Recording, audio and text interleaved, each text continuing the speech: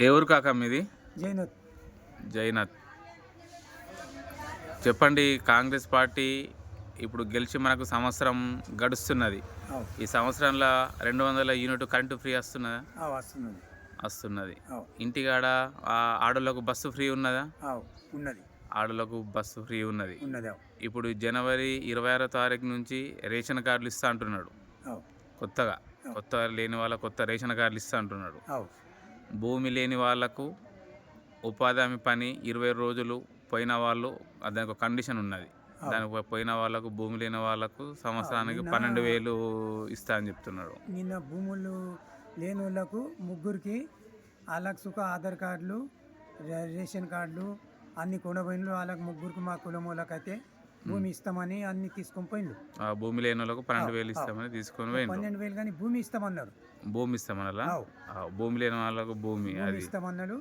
ఆ బండి వచ్చి అన్ని ఆధార్ కార్డులు అవి అని మీ పేర్లు ఉన్నాయని మీరు ఉపాధికి పోయిండ్లు, మీకు భూమి లేదు కదా అక్కడ నుంచి. భూమి లేని వాళ్ళకు 12,000 వస్తాయి. మరి వాళ్ళు భూమి ఇస్తామని అన్నారు. భూమి లేని వాళ్ళకు 12,000 రూపాయలు వస్తాయి.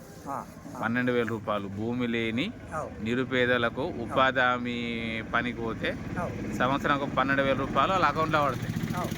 దానివల్ల అతని డ్యూటీ అతను చేస్తున్నాడు అన్నట్టు. అట్లా ఇప్పుడు మనకు గవర్నమెంట్ ఆరోగ్యశ్రీ ఇస్తున్నది 5 లక్షలు.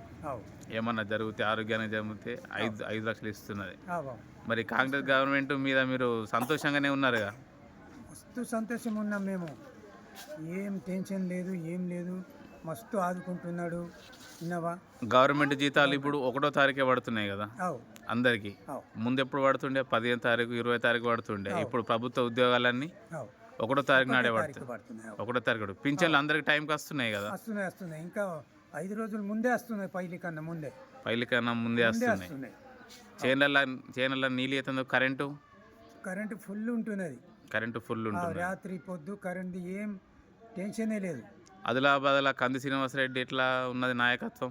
నమ్మరేకున్నాడు. అతని దేవుడు కంది శ్రీనివాసరెడ్డి దేవుడు.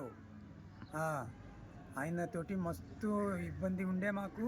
ఆయనతోటి మంచిగా ఆరోగ్యం గురించి మేము అన్ని తీరులా ఆదుకుంటున్నాడు ఆయన. కంది శ్రీనివాసరెడ్డి డైలీ నిత్యాన్నదానం చేస్తున్నాడు. గరీబోళ్ళకు వాళ్ళకి ఆర్థిక సాయం చేస్తున్నాడు. పట్టణాలలో నీటి సమస్య ఉంటే నీటి సమస్య చేస్తున్నాడు. 108 అంబులెన్స్ పెడుతున్నాడు.